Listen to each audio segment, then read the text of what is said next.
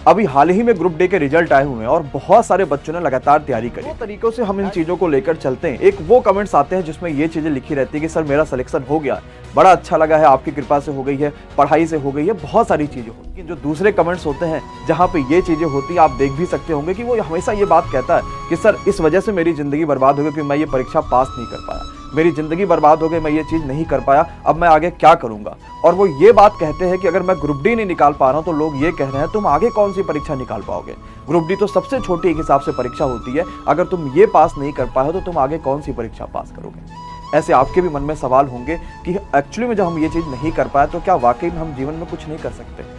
मैं आपको एक बहुत शानदार कहानी सुनाता हूँ। ये सिर्फ आपके लिए कहानी नहीं है जो बच्चा ग्रुप डी नहीं निकाल पाया, ये कहानी उन सभी लोगों के लिए है जो जिंदगी में कुछ भी करना चाहते हैं लेकिन सिर्फ एक ऐसी वजह उनको मिलती है जिस वजह से वो नहीं करते और वो कहते हैं कि भाई मैं ये काम को नहीं कर पाया।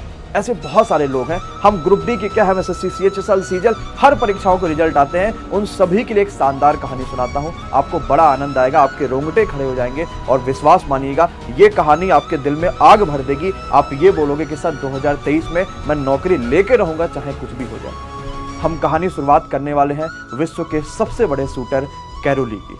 कैरोली एक शानदार शूटर था जिसको हराना वाकई में बड़ा मुश्किल था। कैरोली एक हंगेरियन आर्मी का भी था और साथ ही साथ 1938 में कैरोली ने बहुत सारे पदक जीते थे। हर शूटिंग मतलब हरा पाना इसको एकदम मुश्किल था।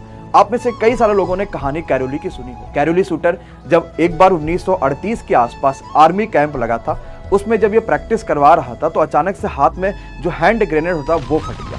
अब आप सोचिए, एक ऐसा शूटर जिसका सपना था कि उसे ओलंपिक पदक जीतना है, गोल्ड मेडल वो भी ओलंपिक में, उसके हाथ में, उसी हाथ में ग्रेनेड फट जाना जिस हाथ से वो शूटिंग करा करता था। उसके जब हाथ में ग्रेनेड फटा तो लगातार 2-3 महीने तक इलाज चला, सारी चीजें हुई, ऑपरेशन हुई। अब इस समय पे दूसरा व्यक्ति क्या करता, वो हार जाता। वो कहता यार अब इस मेरे हाथ में मेरा हाथ ही नहीं रहा, अब मैं एक हाथ से क्या कर सकता हूँ, एक वो हाथ जिससे मैं लिख भी नहीं पाता हूँ उससे मैं क्या ही करूंगा, कहीं चलता हूँ, कुछ काम धंधा करूंगा, कुछ ना कुछ काम तो मुझे मिल ही जाएगा।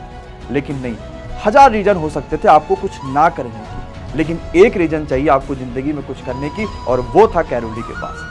कैरोली जब 2-3 महीने के बाद स्वस्थ हुआ, उसने अपने दाएं हाथ से तो कुछ नहीं कर सकता था जिससे वो शूटिंग करता था, लेकिन उसके पास उसका एक हाथ अभी बचा हुआ था उसके सपने को पूरा करने के लिए, और उसका बायां हाथ। वो बाएं हाथ से प्रैक्टिस शुरुआत किया।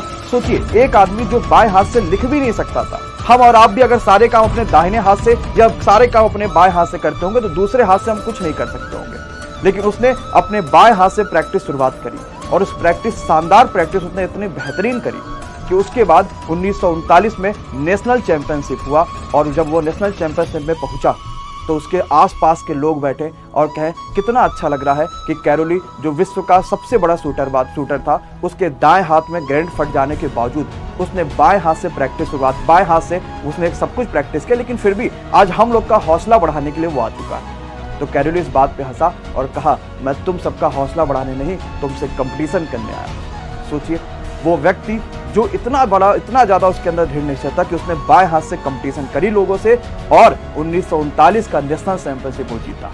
लेकिन कहानी यही खत्म नहीं हुई। सपना था उसका गोल्ड मेडल जीतने का ओलंपिक में। 40 का गोल्ड मेडल का समय आया, यानी ओलंपिक का समय आया, लेकिन अचानक से वर्ल्ड वार चल रहे थे उस समय, आप सभी को पता है 1940 से 45 तक का। तो उसने कहा चलो कोई बात नहीं, उसने अपनी शूटिंग जारी रखी, अपनी प्रैक्टिस जारी रखी और इंतजार करने लगा 1944 के ओलंपिक की। लेकिन 1944 का ओलंपिक भी वर्ल्ड वार की वजह से आगे बढ़ गया। अब सोचिए, ये 7-8 सालों का गैप, उसके आगे कई सारे ऐसे यंग जनरेशन वाले कंपटीटर उसके आ रहे होंगे जिनसे कम्पीट कर पाना बड़ा मुश्किल सा होगा। लेकिन उसके दिमाग में सिर्फ एक सपना था कि उसे गोल्ड मेडल जीतना है, ओलंपिक पदक हासिल करना है, चाहे कुछ भी जिंदगी में कितनी मुसीबत ना आ जाए। 1948 के ओलंपिक का समय आ चुका और कैरोली ने शुरुआत करी अपने प्रैक्टिस की। उन लोगों से कंपटीशन करा जो यंग जनरेशन के थे, जो शानदार तरीके से बहुत बेहतरीन कंपटीशन कर रहे थे, बहुत बेहतरीन शूटिंग का काम कर रहे थे। और जब 1948 का ओलंपिक हुआ, कैरोली ने उसमें जबरदस्त परफॉर्मेंस करी। और आप सभी को पता है कि गोल्ड मेडल किसे मिला था उस समय शूटिंग में, तो उस समय का गोल्ड मेडल मिला कैरोली को। सोचिए उन लोगों से कंपटीशन करना जो वाकई में इतना बेहतर कर रहे थे, यंग जनरेशन के थे, लेकिन वो आदमी, हर आदमी अपने जो है बेस्ट हैंड से शूटिंग कर रहा था, कोई दाहिने से, कोई बाएं से, जो भी उसका बेस्ट हैंड था। लेकिन कैरोली सिर्फ अपने एक हैंड से प्रैक्टिस कर रहा था, उससे उसने शूटिंग करी और 1948 का ओलंपिक पदक जीता। सिर्फ यहीं पे वो नहीं रुका, उसके सपने को और आगे लेकर जाना था। 1952 का भी ओलंपिक उसने जीता और वहां भी गोल्ड मेडल उसने हासिल करा। और ये एक इतिहास रचा गया क्योंकि 2 बार लगातार किसी भी एथलीट ने गोल्ड मेडल नहीं जीता था। ये कहानी हमें बहुत प्रेरणा देती है। आप में से भी हर कोई ये चीज कर सकता है। हमारे पास किसी काम को ना करने के 1000 बहाने होते हैं, लेकिन करने का सिर्फ एक बहाना चाहिए, करने के सिर्फ एक कारण चाहिए, और वो कारण होता है आपका दृढ़ निश्चय, आपका प्रण। मेरे भाई, अगर आपका ग्रुप डी नहीं हुआ, अगर आपका एसएससी एग्जाम नहीं हुआ, या कोई भी परीक्षा आपकी नहीं हुई है, या आपने जो भी सपना देखा था वो नहीं हुआ, लेकिन अभी तो पूरी दुनिया बची है ना। अभी तो हमारे पास 1000 सपने हैं, 1000 चीजें हैं। एक नया साल आ रहा है अपनी जिंदगी को बदलने का, अपने माँ बाप के सपने को बदलने का, अपने हर एक चीज में बदलाव लाने का। और मुझे नहीं लगता कि आप में से हम या कोई भी ये चाहता होगा कि मेरी जिंदगी में बदलाव आए। हर आदमी चाहता है कि हम अभी जो जिंदगी जी रहे हैं ना, इससे कहीं बेहतर जिए। हम जब भी अपने किसी सक्सेसफुल आदमी को देखते हैं तो हमें लगता है यार उसने ऐसे ही ले लिया होगा, लेकिन आपको पता नहीं कि हर सक्सेसफुल आदमी आप ही की तरीके से रहा होगा। उसने भी जिंदगी में उतनी सारी यातनाएं झेली होंगी जो आप झेल रहे हैं। उसने कहीं ज्यादा आपसे मेहनत करी होगी, कहीं ज्यादा आपसे दृढ़ निश्चय होगा, कहीं ज्यादा आपसे कुछ करने की उसके अंदर ताकत होगी, तब आज जाके वो उस कुर्सी में बैठा है या उतना ऊंचा सक्सेसफुल है कि हम सोचते हैं यहाँ पर कि हम भी उस तरीके से बने।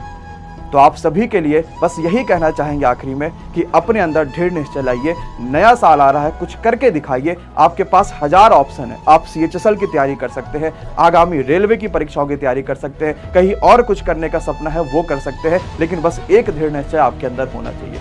जब वो आदमी कर सकता है जिसका बेस्ट हैंड नहीं रहा था, तो आपके पास तो अभी सब कुछ है मेरे भाई। आपने तो कुछ भी नहीं गवाया। कहने दो दुनिया भर को जो कहता है वो कहने दो। सपना रखो सिर्फ एक चीज का कि कुछ करके दिखाना है, चाहे कुछ भी हो जाए, बस नाम बदलना है, माँ बाप का सपना पूरा करना है। आशा करते ये कहानी आपके अंदर जबरदस्त मोटिवेशन भर देगी और साथ ही साथ आप सभी को आगामी जो भी चीजें होंगी उसके लिए बहुत बहुत शुभकामनाएं। के साथ एक प्रण लीजिए, एक दृढ़ निश्चय लीजिए कि जिंदगी में कुछ करना है और वो अभी यही समय है, इसी समय हमें पढ़ लेना और कुछ करके दिखाना है।